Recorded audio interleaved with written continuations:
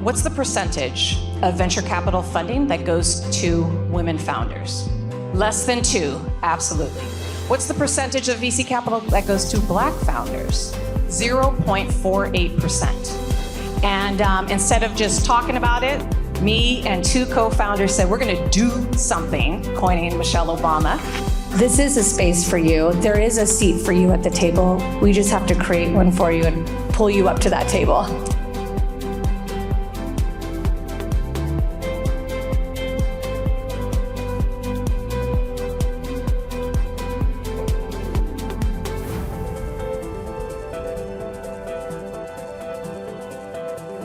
Good morning. How's everybody doing? So Mica Mayo, I am Untapped Investing, managing partner for the private angel syndicate, capital allocators, but years, decades in the tech sector. Pivoted recently, really sparked by 2 stats. What's the percentage of venture capital funding that goes to women founders? Less than 2, absolutely. What's the percentage of VC capital that goes to Black founders? 0.48%. I found that to be appalling. And instead of just talking about it, me and 2 co-founders said, we're gonna do something, coining Michelle Obama. And so we've become capital allocators. We invest alongside, but we brought our 3 networks, all high net worth individuals from corporate, and that's what we're doing. And so we've built a portfolio and we are investing. I'm happy to kick off this session with Vice Mayor Lana Negrete from Santa Monica and Drew Boyles, Mayor of El Segundo. Both of them are not new to business. Small business, many businesses, but I love, the pivot also to get involved as elected officials and really be there for the people, yeah? So let's maybe have both of you introduce yourselves, but also if you could share a program or initiative that's either in place or forthcoming that has really sparked innovation and contributed to growth in your specific regions or cities, and what you're most proud of. What's the impact been? Yeah. So we'll start with you, Lana. Well, welcome to Santa Monica. I'm the Vice Mayor of Santa Monica, but I'm also born and raised and a small business owner of a local retail music shop that my father started 52 years ago, and the executive director and founder of a nonprofit serving at-risk youth in the creative space. So the city of Santa Monica has been a hub for tech and creativity and startups for over 3 decades. Over 34% of our workforce are in that space. Some of the most notable companies are Snap, Universal Music Group, Lionsgate, and many more. But most recently, and we haven't yet seen all the impacts that it's about to bring, but the one I'm the most excited about is I brought forward the first Santa Monica Bitcoin office. And yesterday, maybe some of you were there, on the 1200 block, we had our first event that was completely free to the city to put on. It was a zero-cost investment on the city's behalf, and it was a free event. And it was a great way to sort of culminate this tech week. And I'm really excited to see what job opportunities it brings. And I think, honestly, even just right now, we're focused on the education part. And just making that little announcement has brought hundreds of thousands of people emailing and wanting to donate their free work to the city of Santa Monica. And I can't speak to any other initiative that we've done where people have said, I want to work on that for you for free. So it's all been positive. And right now, with everything that's going on in the news, we want city of Santa Monica to be on the map for innovation and creativity and not for other things. So that is the one initiative that I'm the most excited about. And it is one that I brought forward. And it all stemmed from a little trip to El Salvador. So I love it. I'm excited. Thank you, Lana. Drew. I love that program. We got to look at that for El Segundo. Well, I like to say El Segundo is the most important 5 square miles economically in Southern California. Well, why is that? We've always been a hub for big business. We have more Fortune 500 companies than any other city on the West Coast outside of maybe San Francisco, and we're only 5 square miles. We have this incredible residential neighborhood, great place to raise kids, top 1% schools.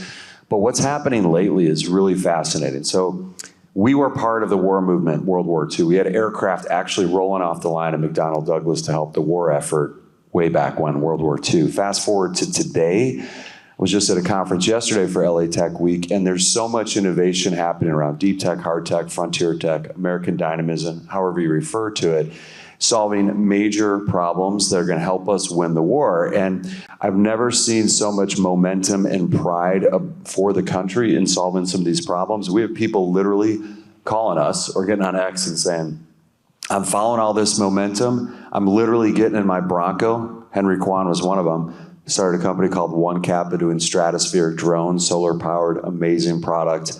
The Twitch founder is one of his investors. He literally got in his car, drove to El Segundo, and joined the community. So it's not really a policy or program so much as for 10 years now, we've been shaping our identity and changing it. Back before I was on council in 2014, I was chair of economic development. And so I saw this incredible opportunity, diamond in a rough really, where people know us as Fortune 500. They know us as the hub for aerospace and defense. GPS was invented there, LA Air Force Base, Aerospace Corp. But how do we change that to be more broad and industry agnostic? So now we're getting everything from bioscience, consumer products, video games, hard tech, energy, microreactors. We have companies building portable nuclear power in El Segundo. So it's really just a movement and doing everything we can to clear hurdles for the business community, which sometimes is tough for government. I'm an entrepreneur and I've experienced obstacles over and over again. So we're focused on getting to a yes with our staff.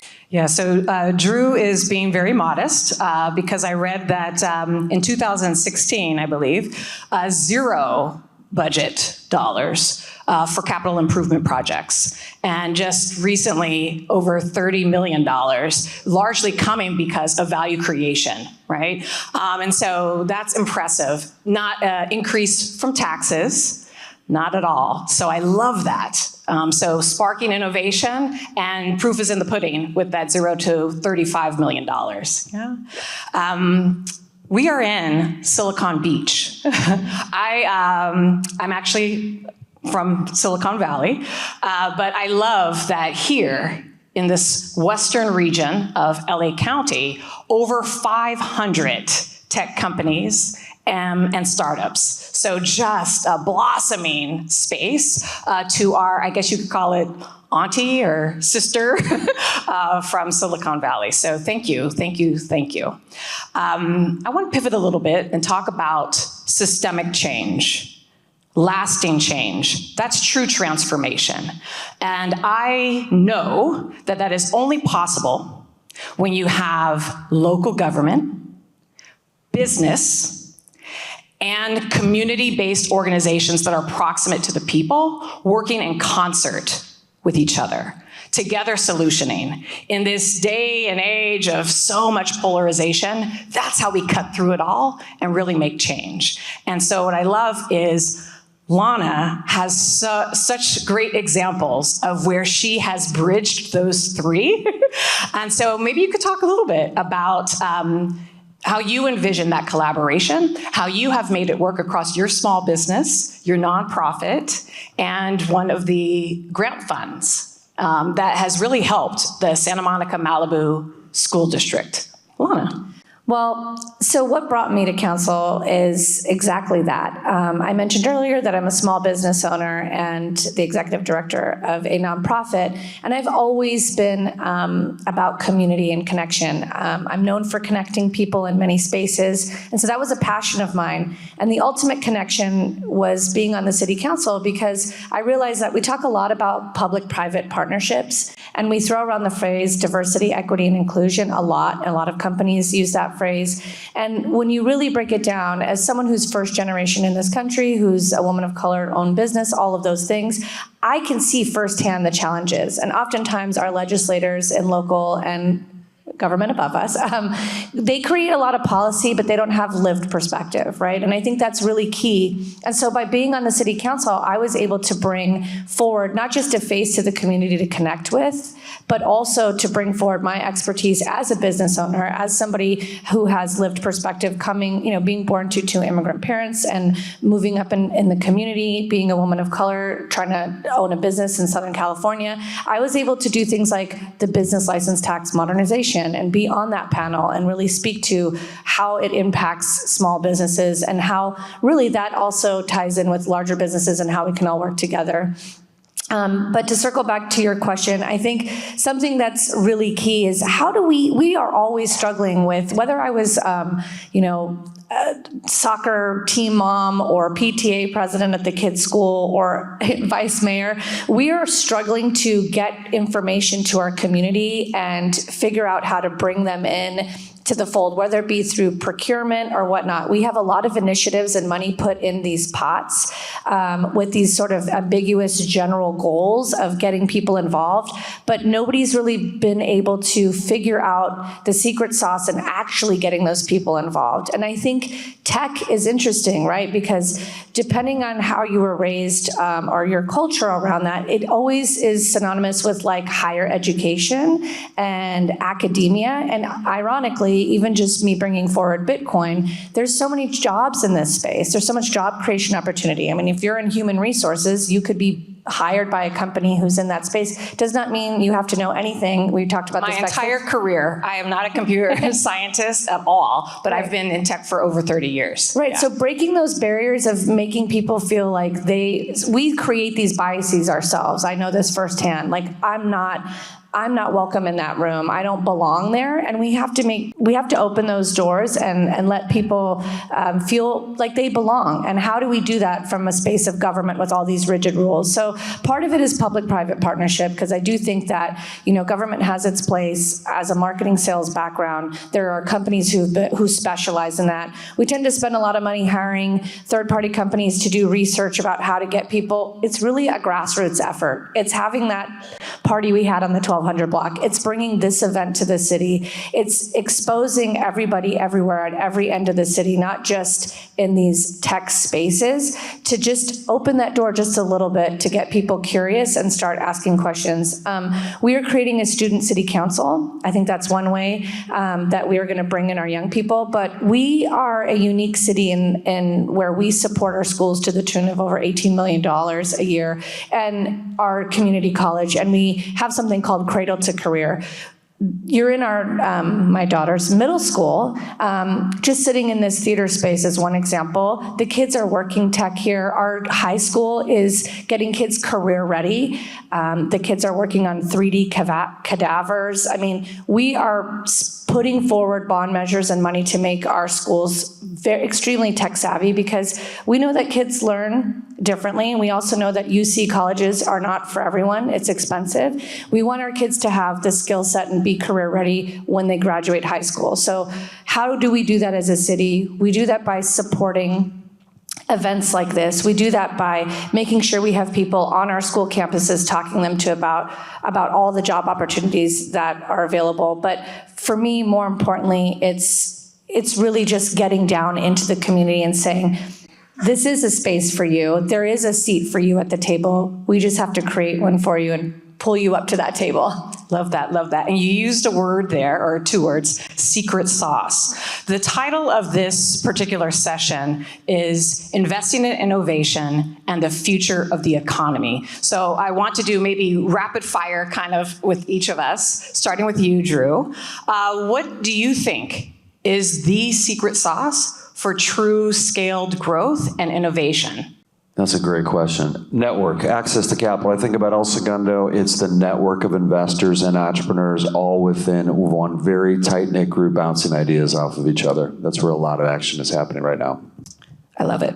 Lana? You said access to capital, and you started with that. It's just access, sometimes just that first piece. And so for me, I think a lot about that community we just talked about, and I just want people to have access. So I'm going to go with diversity of idea. One of my mentors, Melody Hobson from Ariel Investments, she said the greatest equalizer is a great idea. And you're going to get the best ideas from a diverse group of folks, not a monolith.